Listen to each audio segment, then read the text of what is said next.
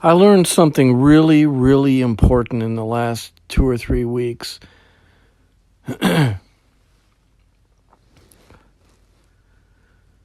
And that is the idea that, well, there's two parts to it. Number one was the realization that processing feelings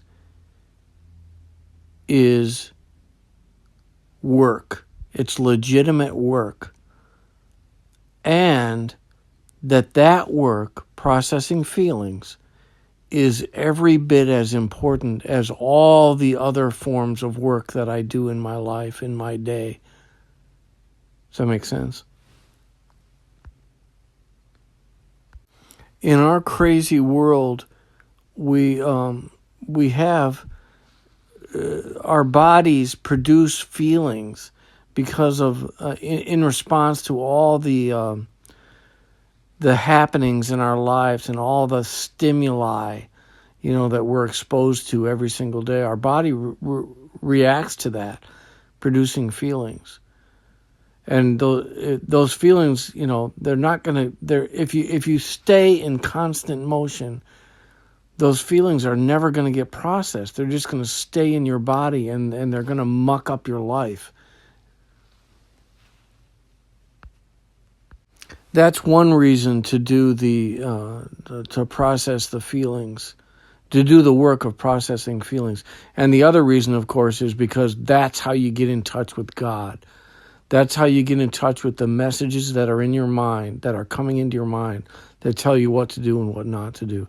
And you can, once you slow down and spend some time processing the feelings, then you're ready to, and then you get the direction from God. Then you're ready to go out into the world again and do that work that He's just instructed you to do, if that makes sense. Plus, it gives you focus. When you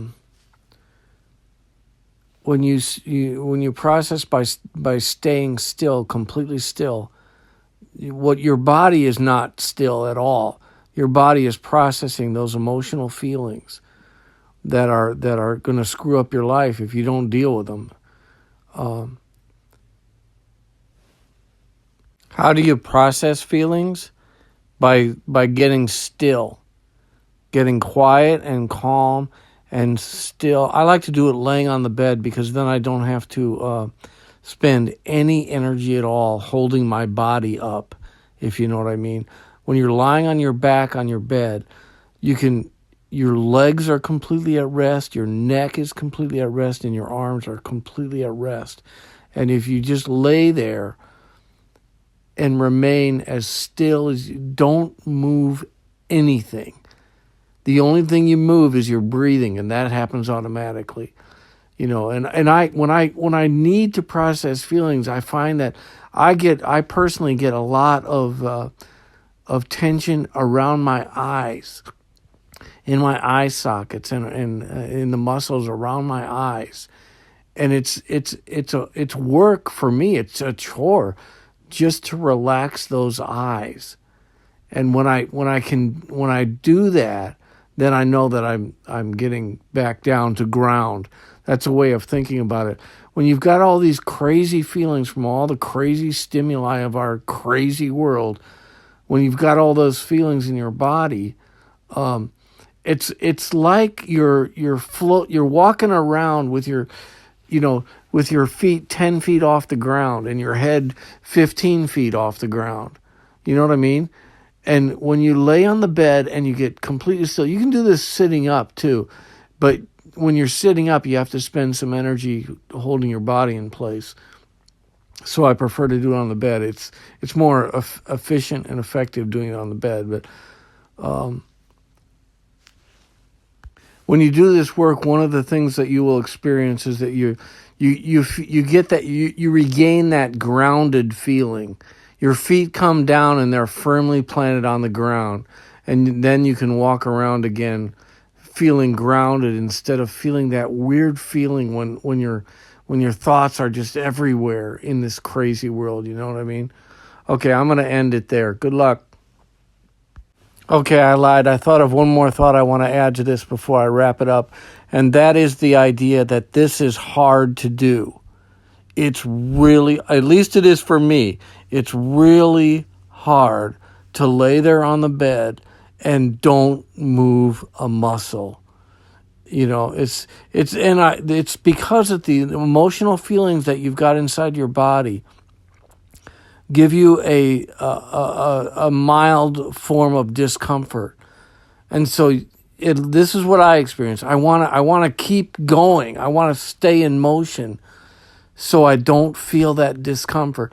And what you're doing when you're laying on the bed, not moving a muscle, is you're processing the feelings. You're working through some discomfort. And when you've worked through the discomfort, guess what? Much better things, much better things are on the other side of this work. It's great. Try it. Okay, now I'm done. Bye. Okay, I just remembered one more thing I'm going to go ahead and add to this recording, and that is I realized that at the beginning of this recording, I left out completely the whole reason why I thought it was so important to make this recording and post it, and that is this. I'm the type of person, you may be too, I don't know, but I hate to waste time. That drives me crazy. And what I realized in the past couple of weeks, the lesson I realized on this topic is that, I felt like I was wasting time if I took the time to just process my feelings on the bed without doing the other worldly type of chores that I'd prefer to do.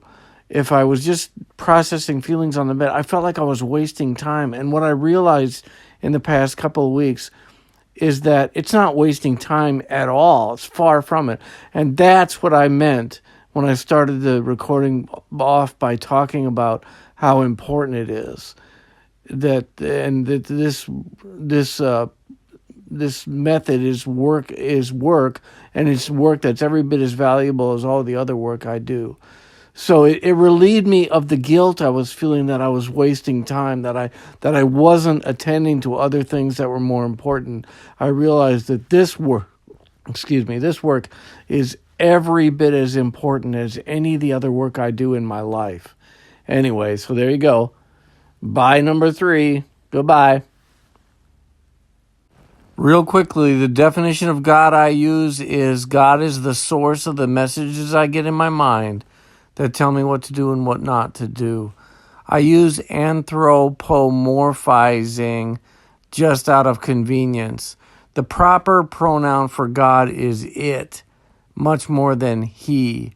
And in my definition of God, you'll see that the word being, B-E-I-N-G, is nowhere to be found. Okay, bye.